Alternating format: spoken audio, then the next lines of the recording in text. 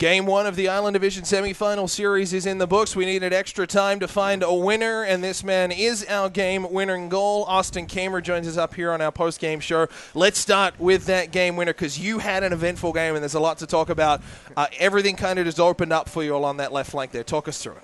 Yeah, they just dumped the puck there, and I think it was Andy gave me a nice breakout pass, and I saw I had some speed on the D-man, so I tried to take it wide, and then just kind of cut to the middle and just put one on net and happened to go in, so it was nice. Where did it go? I guess just take us through seeing that beat Stormford and then obviously just pandemonium afterwards. Yeah, I think I just slid it 5-hole there, and I fell on the play, so just by the time I got up, all the boys were around me. But, yeah, it's pretty exciting, and first overtime winner, so that was nice. A pretty big range of emotions, I imagine. I mean, you guys are shooting for an empty net. You have some great chances on an empty net. You're killing the clock. I think Tristan Mullen killed about 10 seconds off by himself with 4 Capitals on him late in that third period, and then you find one go in 0.7 seconds. Take us through that last 30 seconds there and just that gamut of emotions, thinking you've clinched it and then ultimately having to do more work. Yeah, it's definitely tough. I mean, me, Mullen, and Betts, I think all had a couple chances on the empty net there, and yeah, we're just eating up clock, and unfortunate turnover there, and they go down, and just a bad break. They scored 0.7 left, and when that happens, you got to stay tight and just stay confident in yourself and don't get down. I think we did that, and that showed off in the overtime. We said an eventful night for you. You had one disallowed there in the latter stages with about 2.5 minutes remaining in the second period. The referee was in great position right behind the net, immediately waved it off. It's tough to argue with that, but you might have a different view on it there. Yeah, I think the player always thinks the puck goes in. I thought it went in, but yeah, I mean, I definitely had a couple chances, so I think I owed the guys one there in overtime.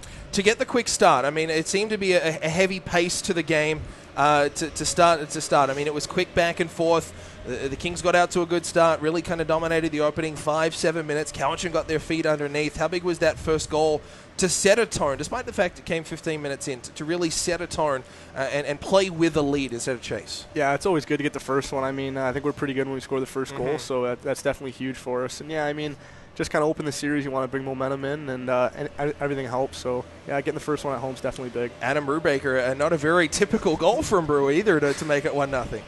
Yeah, I mean, he can shoot the puck, so every time he gets a shot, it's got a chance. And, yeah, I think the puck nice had hands eyes, kind of thing on that one. So, yeah. I mean, playoffs, it's its own different animal, I guess. Did you feel a difference in this game? I mean, you'd seen Cowichan 8 times. It had been just under a month since you'd last played them here, the back-to-back shutouts. Did it feel like playoffs out there yet in Game 1? Yeah, definitely. I mean, the crowd gets a little more into it, and the guys get a little more energy going into the game. So, yeah, I mean, it's playoff hockey. It's definitely more intense every shift. You have to win your battles, and little mistakes turn into big mistakes during playoffs. The Game 2 coming up Saturday, 7:15 at the Hap Parker Arena. Kings no strangers, 2 double headers. How does that, I guess, factor in when you're in a playoff-type situation and you're doing back-to-back, not only here but in Duncan as well? I imagine it's a situation you're comfortable, you're familiar with there. Yeah, our team's definitely used to it. I mean, being kind of isolated out here, we play a lot of back-to-back games, so it's nothing new for us. We know what to expect, and we just got to come out ready. Austin, we'll let you get back down to the room. I know you want to celebrate, you want to cool down. It's going to be a quick turnaround tomorrow. Congratulations. Thanks so much for doing this. Yeah, thank you. Brock, let's start with the end of that third period, because, I mean, you kind of hit rock bottom when you concede with 0.7 seconds left on the clock in a playoff type situation, when mere seconds before you're inches away from an empty net. No, definitely a tough way to end the third. I mean, I thought that line did such a great job of chewing up clock down low and possessing the puck and not really giving them an opportunity to get some momentum and get the puck and come back. And, a desperation flip out, a kind of a rolling puck. They get a little bit of a break, and then we got a sliding D-man coming through and makes a nice play to the corner, and all of a sudden the puck's just right there, and it's one of the guys who was battling down in front of their net, probably playing goal, comes in and gets it. But no, that's playoff hockey. You can't get too high, you can't get too low. You just got to keep an even keel and regroup. And I don't know what the overtime change was this year, but I want to talk about that. No, it is a quick regroup, 2 minutes, and let's go win it. And I thought we played pretty well. We were a little tentative to start tonight, but no, I mean, and then just a great individual effort, burning a D-man wide and cutting to the net, and a nice overtime winner by Austin. Let's talk about that change, because I mean, this is my 5th year in the league. I like to think I'm on top of things. I missed that. I know there are some overtime changes coming to regular season next year, effective 2016-17. I hadn't seen anything for this. So what was the conversation on the bench? Because what I thought should have happened is teams go to the room, you get a flood, and you come out for 20 minutes. That's what my understanding was. I was already down in the room getting a drink, but no, I mean it's who you know. It doesn't matter. It's you got next goal wins. So it's like playing ball hockey in the street. You know, they yell, next goal wins, and that's what it is. So you just go out and get it. You don't really deviate from your game plan. You just try to keep going and doing little things right, and lo and behold, we score. Some real struggles in the defensive zone tonight. I think a little bit of cleanup. Not sure if that's stemming from last weekend with some guys out of the lineup. Not sure if that was some aggressive Cowichan play inside the attacking zone, but it seemed like the Kings, we're kind of back to their old ways with the second, third, fourth clearances out of their own zone. Yeah, we weren't sharp. We weren't dialed in for 60, and I think that it's tough, but I mean, you win. You got a lot of positives, but you really got to stress that we turned over way too many pucks, and we didn't close time and space as quickly as we should have. So, no, I mean, we'll definitely watch some video tomorrow morning and regroup and know we have to be better. I mean, give them credit. They battled right to the end. I mean, they're looking to get their first win in here all season, so you knew it was going to be a tough game.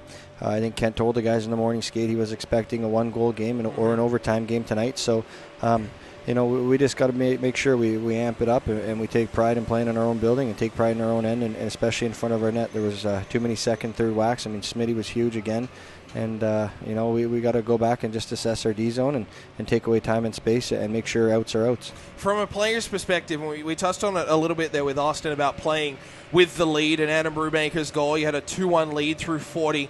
Cowichan held it for a little bit in the third. But in the grand scheme of things, from a player's perspective, and as we said, you've played in this league before, you've played playoffs in this league before, playing with a series lead and getting this first one and the momentum you gather from this first one, I guess just talk on that if you can from a player's standpoint, and I mean playing ahead versus playing behind. All right, nothing changes. It's another game. It's you're playing an opponent in a 7-game series, and you can't rest on your laurels and look back and we got the first one. We'll take a back seat tomorrow. No, it's full full throttle ahead. You keep.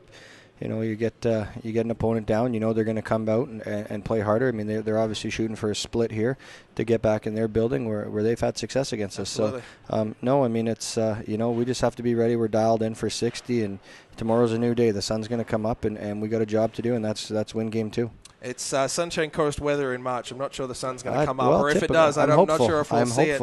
I do want to talk about two players here, and I know you talked about one of them with Zach Evans through 40 minutes worth of play, but very, very good tonight from Adam Brubaker at both ends of the ice, with Steady Eddie on the back end, which we've come to expect since the Kings got him on Jan 10, but two very different goals from him, and obviously helped set up as well. Was a third one there for Liam Lawson, I think it was. So. No, I mean, that's just, Brew. I mean, he's, obviously he's a big body and he logs a lot of minutes, but he's so confident with the puck and calm, and nothing really rattles him. And, it's he's got a bomb of a shot, and, you see the second one kind of get deflected off something and go in.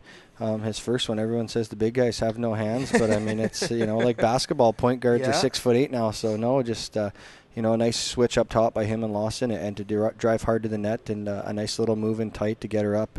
No, I mean, he's, you see it in practice every day, the poise he has with the puck in his hands. And, no, just a great effort on the back end, being steady in our D zone and then on the power play and just finding lanes. I mean, he's got a tricky shot that always finds, seems to find a way to the net. The other guy I want to talk about is Gavin Rouser. I mean, we talk about this time of year, teams built for playoffs and whatnot. I think Gavin Rouser is a player who's built for playoffs and plays that style of game. Oh, exactly. I mean, he almost ended it off a slap shot from the blue line. I think he was trying to alley-oop off the backboard to himself. But, no, I mean, he's a gritty little player. He moves his feet. He's in the right position. I mean, and he battles. It's just his compete level day in and day out. I mean, he comes to work. He loves the game, enjoys being around the boys, and, a real heart and soul in the room, gets everybody going. Yeah. He was just playing the post-game song when I was coming up here. But, no, I mean, just a great effort. I mean, you look at both Gavin and Adam. Both of them, yes, they played Junior B last year, but both had very long, successful playoff runs with their respective teams. So, you throw Andy Stevens in that mix too.